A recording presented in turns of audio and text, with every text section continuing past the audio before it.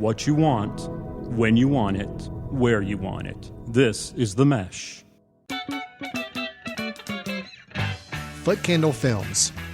Film news and reviews from two guys who really like movies. This episode is brought to you by the Footcandle Film Society. For a schedule of upcoming screenings and membership information, visit the Society's website at www.footcandle.org. Hello, everyone, and welcome to Footcandle Films here on themesh.tv. Chris, how's it going? It's going well. For once, we're not recording like late at night. We're actually doing this mid-afternoon. It's afternoon. It's daylight outside. There's still time after recording to like go out and do things. Unlike our normal recording schedule the last few months, we typically record late at night and go home and go to sleep. So true. We get to be wild and crazy youngsters and go out and actually enjoy our night now.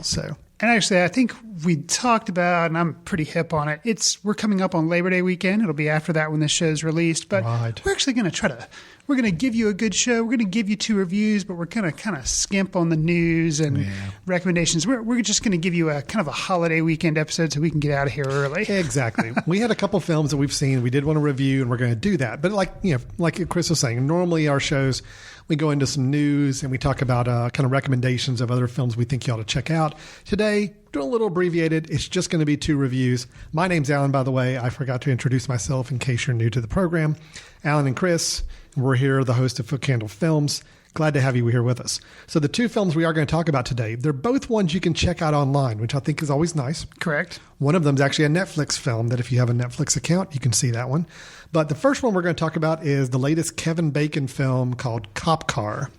That is one you can get on iTunes or Amazon or other places where you can rent or purchase films. Followed by that is a review of the film Welcome to Me, starring Kristen Wiig. That is a Netflix one. If you have a Netflix account, you can see that. Of course, still iTunes and Amazon as well. So we've got 2 good reviews to discuss.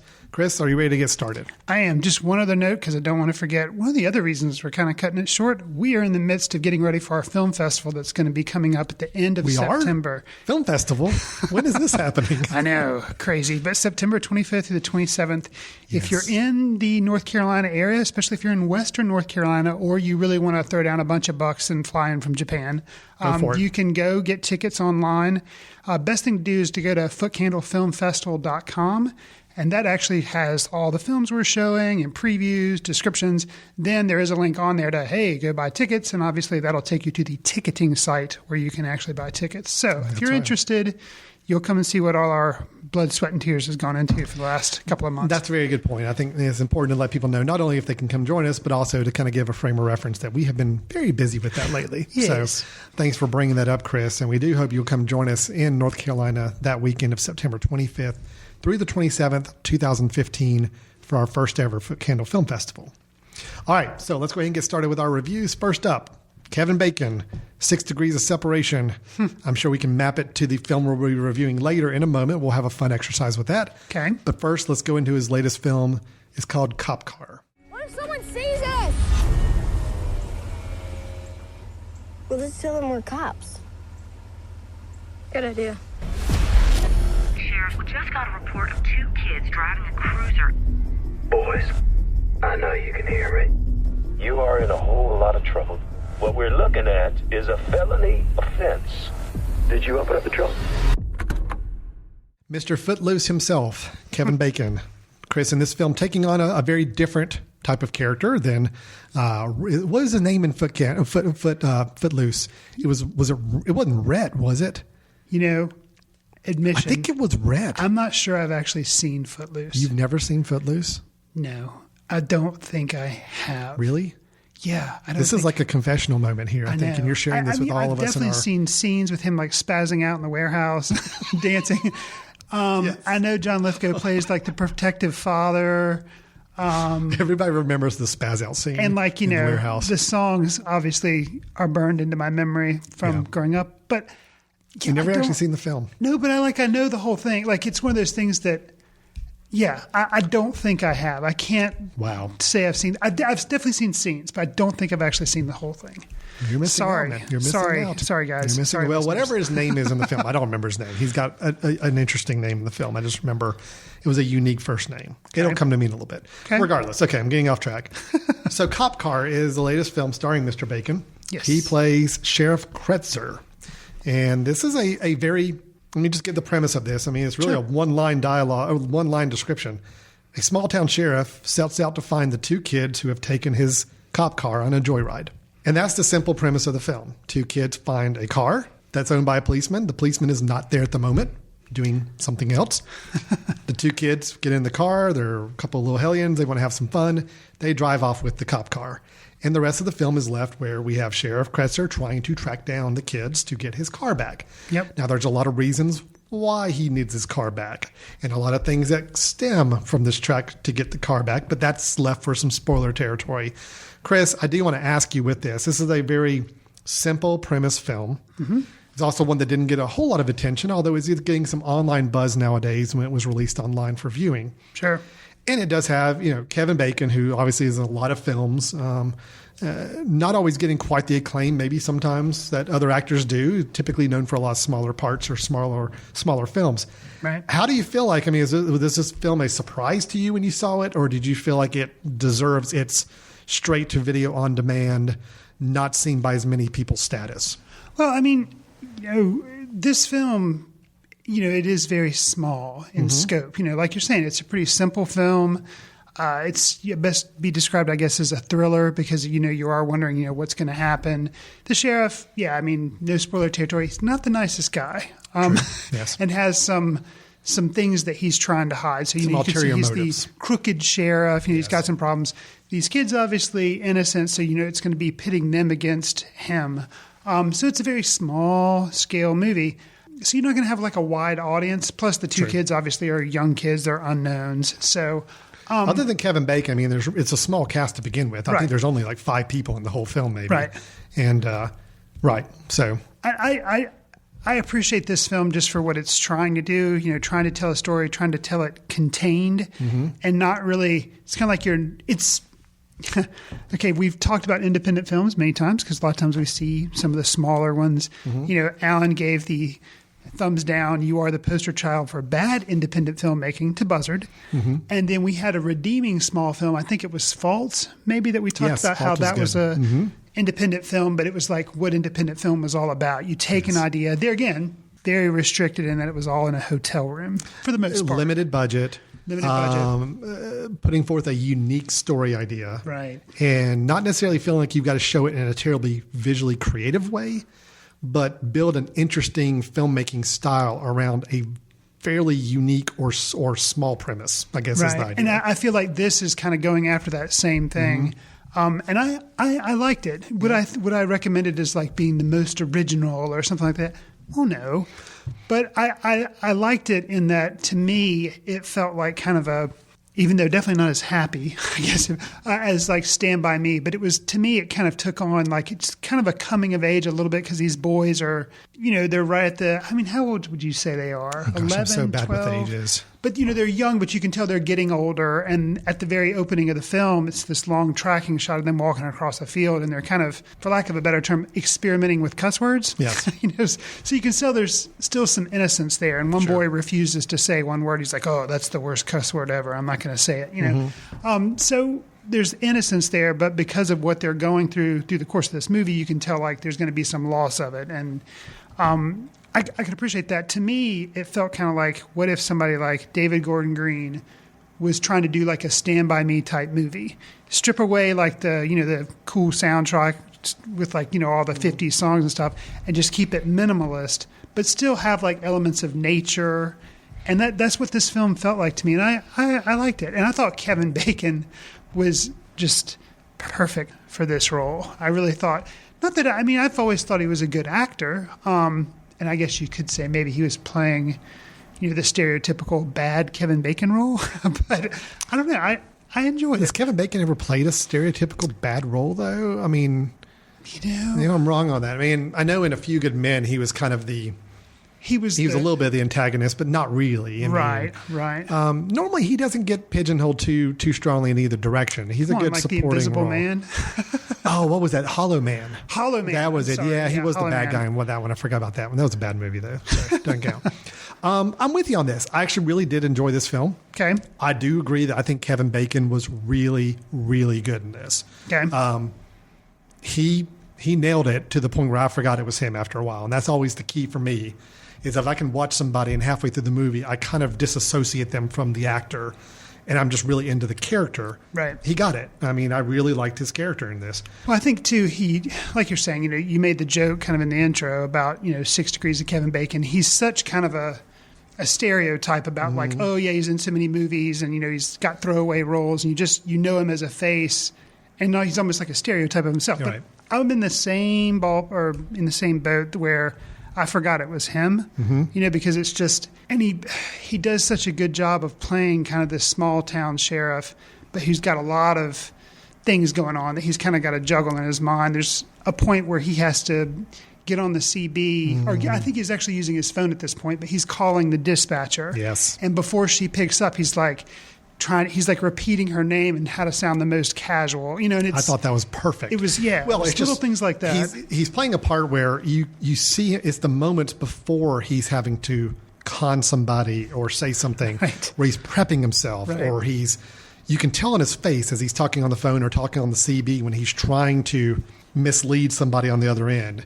He's processing it and he's thinking, okay, how do I need to say this in a way? And you could tell over the phone, he probably sounds very natural, but when you're watching him on his face, he's really struggling to figure out how to pull this off. Right. And I thought there was a lot of nuance in the performance. It was really fun to watch. I will say too, and I'm normally one not big on child actors, but these two kids were good. They played typical kids in the first half of the film, just kind of getting in trouble, not really caring. The second half, they played scared, petrified, really nerve-wracking scenes that kids were being put through late in the film, especially in the third act, that I thought they pulled it off really well. I felt the tension in the last third or quarter of this film pretty high. I mean, I actually felt like it was a very tense film. Right. And it would not have felt that way if the kids were not good actors playing their roles. Well, and I have to wonder, we got to probably or need to mention the whole director. And, he's also the writer on this because John Watts, who, as I think you may have mentioned in a news item at one point in the past, he's going to be doing the new Spider-Man movie, whatever it's going to be called, but rebooting that franchise, so to speak. I don't know whether it was through his writing or just through his directing of these two kids, or maybe, it's just in the magic of editing. But what he was able to capture, and granted, maybe these kids are amazing actors, but you have trouble believing that you could find two that are this good. And I think they're good, but I think through the magic of his direction, he knew what he needed to get out of them. And I don't know. Yeah, it's just there was magic happening there that you don't often see that be, that I think it credits both the actors and the director and him being able to pull those performances out of such young kids. Well, and I do think that may have some insight as to his choice for doing the Spider-Man film, because what I understand is they're trying to go much younger with the Spider-Man character in the new film. Like, he will still be a high school student, and they're actually casting someone of that age range. So it's not going to be some 20-something-year-old, almost 30-year-old playing a high school student. So maybe it's the fact that he was able to work with these child actors so well that got him a little bit more attention, because I got a sense the cast that we're going to see in the Spider-Man movie are going to be younger than we're used to seeing. Gotcha. With that. Kind of like, I guess they're going that angle, what they did with like the Harry Potter movies where they started really young. They would rather invest in somebody and build them up over time. I will say one other thing about the film, the ending. It's a slow burn film for most of the film. Yeah. I dare say the first third of the film is very slow, but nicely paced. Sure. It does build. You've got a middle section where things start to get a little bit more intense. Well, and it's only an hour and a half. It's a short film. That last 20 minutes, though, is pretty intense. Yes. And it actually does end the film with the last 5 minutes being the most intense parts of the film, in my mind. Yeah. Which I like. I mean, there's so many times where we see films that just kind of peter out by the end or sputter out, whatever. This one did. And without giving anything away, did you like the ending? I mean, really the last shot scene, whatever it may be, of this. Yeah, I did. Yeah. It didn't. it didn't give you the clear answer, but it gave you enough of a direction of where the story probably went. Well, and I think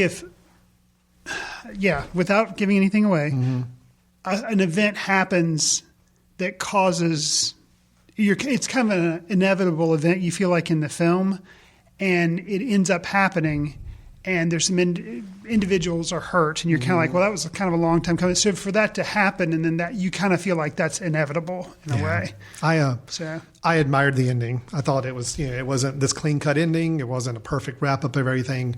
You more or less were given an idea with the last shot and the last piece of dialogue that you know where the story's going to end, but it didn't just wrap it up in a nice, neat bow for either. But I will say the actual chase sequence that happens was pretty crazy. Right. Not only the fact that they chose to use it in the dark, where playing off, and again, I'm doing this without spoiling anything, but just there's something about driving a car that these kids don't know how to do, such as turning on lights. Right. And even though that may sound like a simple thing, it actually added so much to the scene of not having the lights on in the car for what is going on. I love the way that last little scene was put together. It kind of got a little bit of a Spielberg duel thing going on, in a way. I had a little bit of flashback to that old movie. I can see that. And I love the fact that was honestly like the last 3 or 4 minutes of the film, because I really thought I was watching this on iTunes and it had the little status bar underneath me showing me how much time was left in the film. I'm like, oh, there's only like 5 or 6 minutes left. I'm sure it's just going to be a slow wrap up and then credits. And it's like, oh no, there's a whole nother scene for the last few minutes that was really cool. And it was a nice surprise to have at the end of the film, just kind of this nice crescendo of kind of activity happening. So I liked it. I liked it a lot. Thought it was good. I would agree. I would say if you like thrillers and you are looking for something a little different, then this would definitely be for you. And I think you kind of know what you're in for too. Like we're saying, it's an independent film, and the fact of just the title, it's like Cop Car, nothing fancy. It's just kind of laid out like. That's what this whole movie is about. It's in the title. It's about a cop car. There's even one scene which could be a groaner in other productions, but I do think worked in this one, where even Kevin Bacon got to yell out. It kind of reminded me of the whole snakes on a plane, where it's like Samuel L. Jackson's like, I'm so tired of these snakes on a plane. Yes. Kevin Bacon kind of gets his line to say cop car. Right. And handled under different situations, it could have been come across as really corny and cheesy. Right. But I actually think it really worked in here, and it was kind of just a fun moment in general. So, I had a good time with the film. It was a lot more harrowing and scary from a safety of youngsters, and a lot more than I expected. Sure. So I will tell that as a kind of a cautionary thing for anybody listening. It is children in peril. Oh yeah, some dangerous, scary things happen, and it's dark. So it's not, a darker it's thriller. rated R so, for a reason. Yeah. Sure, absolutely. But it is good, and it's very well made, and it's a nice, simple premise that they did a good job with. Awesome. That's Cop Car. That's out on iTunes, Amazon, anywhere you can buy movies or rent movies online. It's available because it went straight to video on demand. I don't think it got any kind of theatrical release or anything. I don't think so. But how encouraging is it that a director, as far as I know, first-time writer and director, made a small independent film like this, that went video on demand straight to, which normally in years past, that would have been the kiss of death. That basically meant your film's no good. But the fact is, this is a good film. It did go straight online, and it got the attention of Marvel and Sony, who's now tapped this guy to do a big blockbuster film for them. That's incredibly liberating, and to think that that's how independent filmmakers can now operate and get their work seen a lot more than they probably could in earlier studio systems. So good. So that's Cop Car. We encourage you to check out. It's a lot of fun, dark thriller, but worth seeing. Local authors, illustrators, and storytellers come together to create Storytime Station at The Mesh. Storytime Station is a video podcast that works as a virtual storybook. Each show features a new children's book and new reader. So gather the whole family to listen, learn, and laugh at Storytime Station on themesh.tv.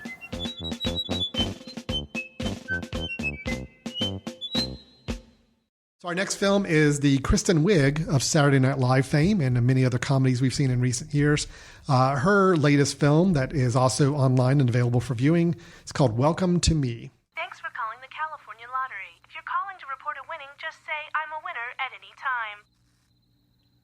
I'm a winner at any time. I want a talk show with me as the host. You want to talk about current events? No. What kind of stuff do you want to talk about? Me? How much will that cost? $15 million.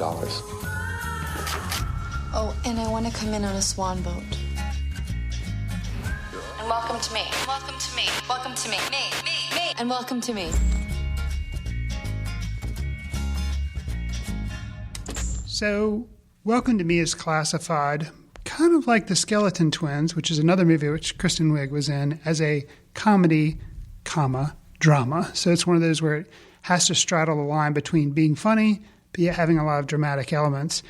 In Welcome to Me, Kristen Wiig plays Alice Klieg, who has won a Mega Millions lottery. So she's just come into a lot of money.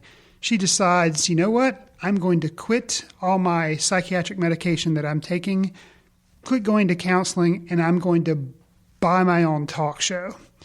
And that's the premise of this movie. True. She's fascinated by Oprah Winfrey. Yes. Actually has an entire video VHS collection of what seems to be shows, most of Oprah's shows in her house. Right. She does have some psychiatric issues, things that she's on medication and seeing a counselor for. And yeah, she wants to have a talk show.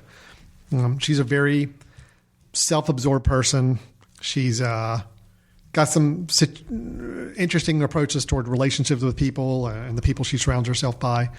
But yes, this talk show is all about her. I mean, right. It's no called guest. Welcome to Me. There's no interviews. It is just her talking about things she likes and things she wants. And she's got the money. Right. Because the TV station she approaches is basically a local, does a lot of infomercial. Cable access. Yeah. And they're struggling.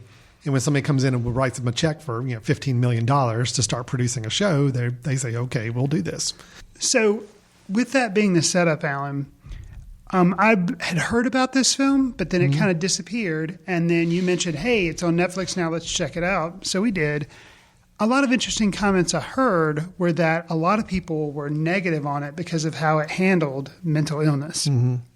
And I think with this film, I did find there were funny parts, and I did enjoy the film, but I wonder how you feel about its treatment of mental illness and about how it represents that. And how do you think Kristen Wiig did, portraying that? Well, I never saw the film in her portrayal as to be representative of people with mental disabilities or illnesses. If I thought this was meant to be a representation of that segment of our population, then I think it would be fairly insulting. Got you.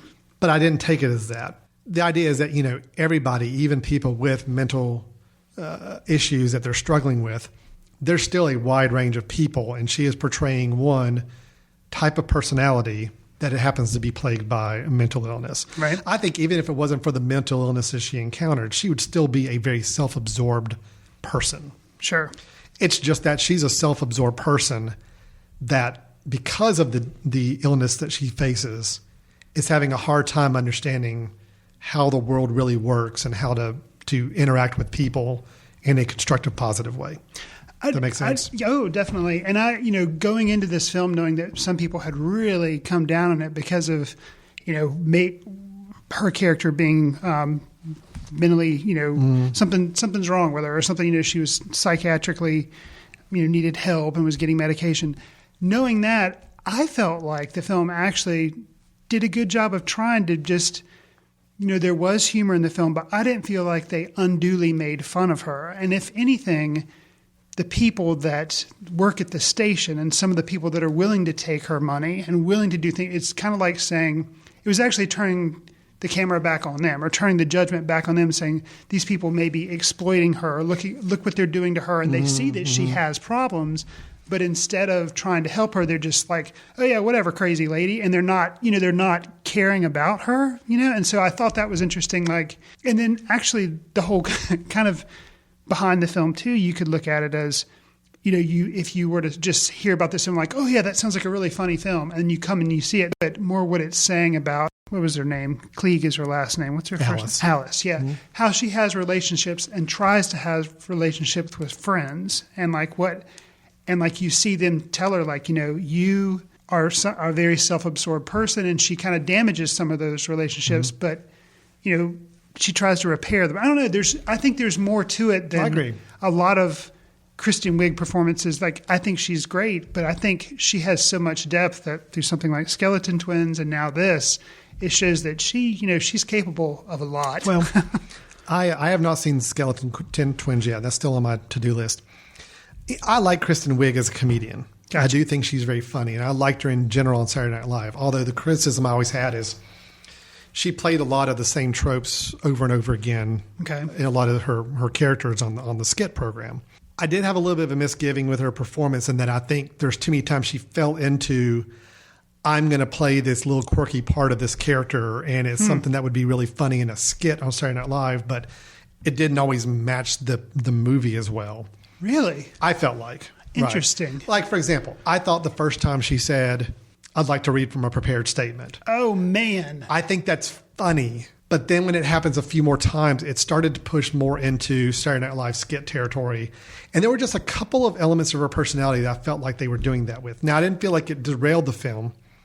I just felt like there was too many beats where she was relying on characters I've seen her play before in skits. And it was like mashing a bunch of them together to make this conglomerate character. See, I think I benefit from... I knew she came from Saturday Night Live. Mm-hmm. I saw a couple of skits of hers, but I wasn't a loyal fan, a loyal watcher. So to me... That probably has a difference. So I'm coming at it in a different Because I've seen every skit, every episode she was in. See, there you go. And so I think there was a few times I'm just like, oh, yeah, that's just like this character she used to play. Oh, yeah, there's another character she used to play. So it was a little disappointing there. But again, I didn't think it derailed the film. I don't know if anybody else could have played that part as well as Kristen Wiig did anyway. So it reminded me of another film that came out last year, Nightcrawler, with Jake Gyllenhaal, and he's all obsessed with media and how TV news and how that portrays things. And instead of, I guess that didn't have the reference point of Saturday Night Live, but she seems obsessed with Oprah, and Oprah has a talk show, so she wants to have a talk show. And then I'm imagining this woman has seen lots of TV interviews where somebody says, I have a prepared statement I'd like to read. And so and then they come across as being all sincere. And, so it's like she has in her head, this is how this is supposed to go. So yeah, it is. I can see eye rolling because that's the way in which that done maybe references Saturday Night Live stuff. It is, and there's a few other moments where she says something or has a little facial tick or something, which is very much her thing. And for somebody who knows her work pretty well, it's a little bit of there she goes with that again. I will say this. I think the story is great. I mean, the concept of the story. Okay, the story that we're following. Yeah. This woman who happens to be facing these illnesses and situations comes into this situation and makes this decision to do this, and this is how it comes about. I love it. I think it was a very great, unique story that I loved hearing about. Right.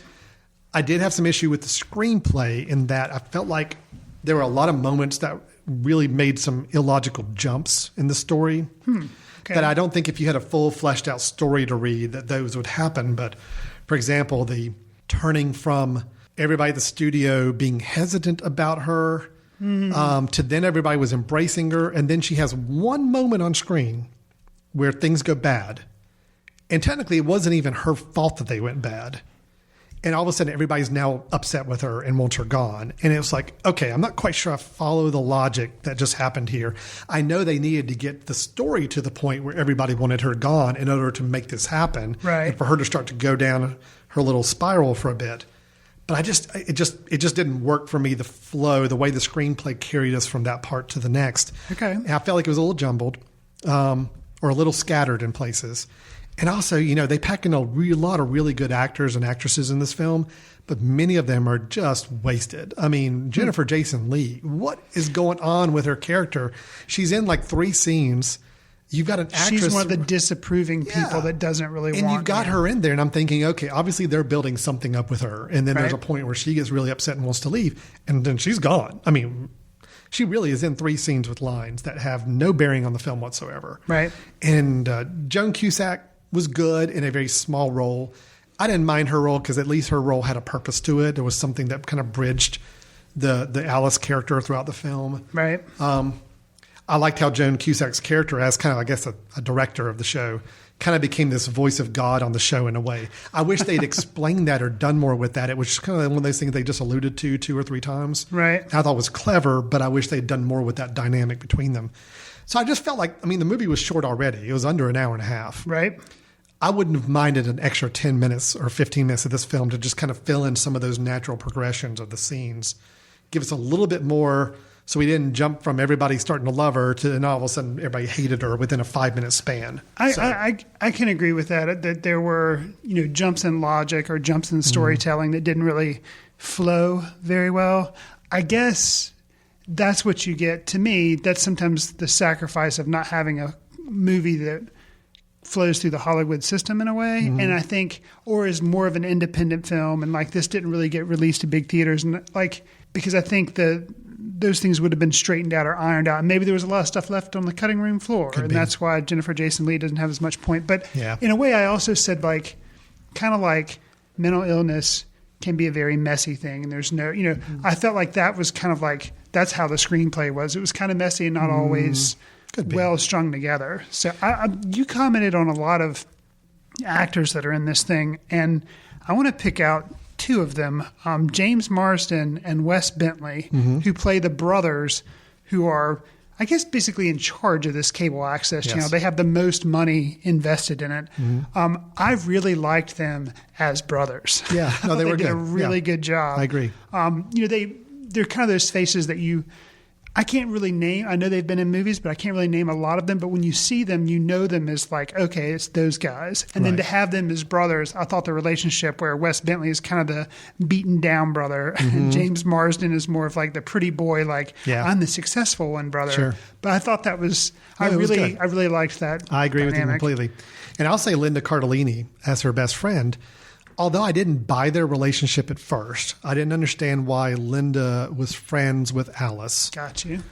But over the course of the film, I started to see it more. And I will just give her credit because I thought the scene where Linda's character, Gina, the best friend, comes to visit Alice at the treatment center where she is, about 2/3 of the way through the film. I thought it was a really good scene because she comes to visit Alice. She's upset because Alice has treated her in a certain way for some time. Sure. And she calls her on it. And here's the fact. This woman is in a mental treatment facility, and her best friend's coming in and basically calling her on the carpet for her behavior. And I'm like, okay, that's pretty daring. Yeah. Because they're not pandering to this character. They're basically saying, hey, listen, you kind of screwed up, you know? And calling on it. And I think that's where obviously we get the final stage of Alice trying to make some amends. And I just thought that scene was very real and authentic. I felt like, I could totally see people reacting that way. That's how they would react in that situation. So I thought that was good. I thought it was also, this isn't, I think this movie walks a tightrope because it is, it does have comedic elements, but like we were saying, it's a drama and it talks about mental illness. So it's a very fine line that you have to walk. And I felt like it did it. I appreciated, too, that it showed that she had a failed marriage and that her family her mother and father were kind of like aware of her problems, and then her ex-husband. And I thought that was a very interesting dynamic that wasn't just, I didn't feel like it was just played for laughs, too. It was like, no, this is, these are people that have been around her. This is kind of her life. And it is kind of odd and it's messy. And I thought it was just really interesting. And I can see why I can see why this movie probably wouldn't be. We talked about why Cop Car maybe didn't go to a wide audience. I can see why this movie's not for everyone. A lot of people would go expecting Kristen Wiig to be laugh out loud funny or something, and they wouldn't really get what they want. No, it definitely did have some funny moments. The concept of the show itself is funny in many cases, and many of the scenes of the show are very funny. But there's also some pretty down moments on it as well, and some heavy material. So it was a good balance, and I enjoyed the film overall. I had some issues with it. I wish it had been a little cleaner on the screenplay. I can see that. I wish a couple of moments and actions were a little more developed than they were. It felt like it did take some logical jumps at times for me. And I wish some of the supporting cast were used a little bit more effectively or just not in there at all to distract us.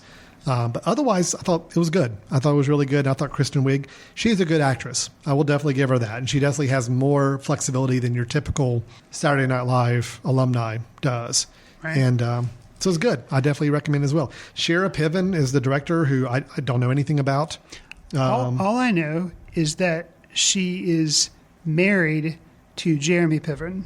And he actually provides the voiceover of like the studio announcer at one point, like as the show's introducing or whatever. He's like, "And welcome to me, starring Alice Clee." Like, that's his voice. I didn't know that. That's all I know. Well, how interesting is this? So, Welcome to Me, Shira Piven, director, right, married to Jeremy Piven, who does a voiceover in the film. Right. Our previous film, Cop Car, starring Kevin Bacon, his wife Keira Cedric did the voice of the dispatch. The dispatch. That you just hear. That is cool. Kind of just a little connection there. Synergy. That's our 6 degrees of separation with Kevin Bacon. We found a connection to the Kevin Bacon film. Perfect. All right. Awesome. So that is Welcome to Me. That is actually available on all your online networks, but it's also available on Netflix, which we always do want to call that attention. Netflix changes their movies from month to month. Sometimes you don't always know it's there. I'm saying right now, as of September 2015, it is there, and it is worth checking out and seeing. And that is Welcome to Me from just earlier this year. So, Chris, that's really what we wanted to do with today's show is just our 2 reviews. Again, we want to kind of keep it nice and simple and quick. We do have another show coming out fairly soon where we're going to be reviewing the latest film about the Beach Boy founder, Brian Wilson, called Love and Mercy, starring John Cusack and who's the other kid? Paul Dano. Paul Dano. That's right, Mr. Dano. And apparently, from what I've been hearing, we'll have to judge on our next show, but a rather impressive performance from Elizabeth Banks. Ooh, okay, good. So we'll see about that. And I think we're going to be reviewing another Netflix film that you'll be able to check out as well called The Guest. So that's been out for a little bit longer than maybe these other ones have, but it's one we've caught up with recently and want to share some thoughts on it. I am, Chris, very interested in your take on that film. Okay. Very interested. So we'll have 2 reviews next show, as well as some news and our recommendations. So we're kind of going back to normal format next time we get together. But thanks for indulging us on this special Labor Day weekend, quicker episode as we just hit these 2 reviews. Chris, if anybody wanted to reach out to us or find out more about us or anything at all, where are some options they can go to? You can always go to themesh.tv, and that'll let you see all our past episodes. That's the podcast network we're part of. You can see a lot of our past shows as well as a lot of other shows on The Mesh. You can also, if you want to just drop us a line about something you'd like for us to review or tell us how we were wrong about a movie, you can do so at info@themesh.tv and just, kind of say in your email that you're referencing Footcandle Films, and they'll know to kind of shove it our way.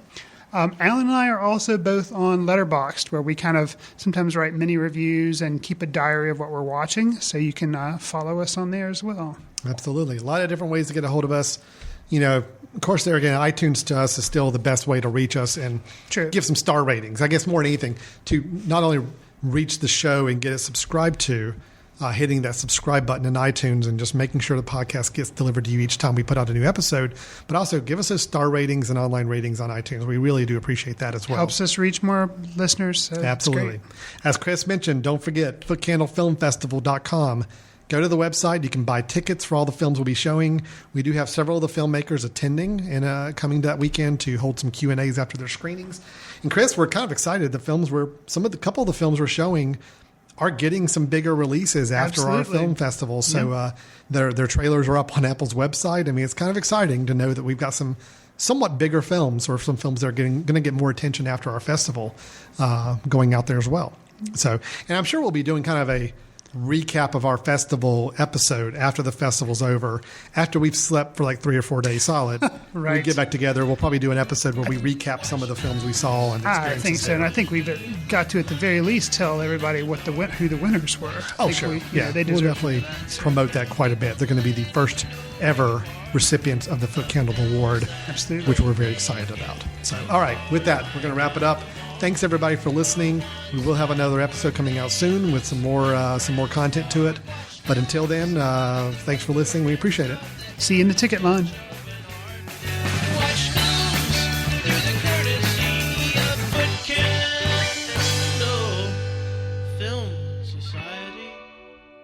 Special thanks to Carpal Tuller for the show theme music. For more about Carpal Tuller, visit www.carpaltuller.com.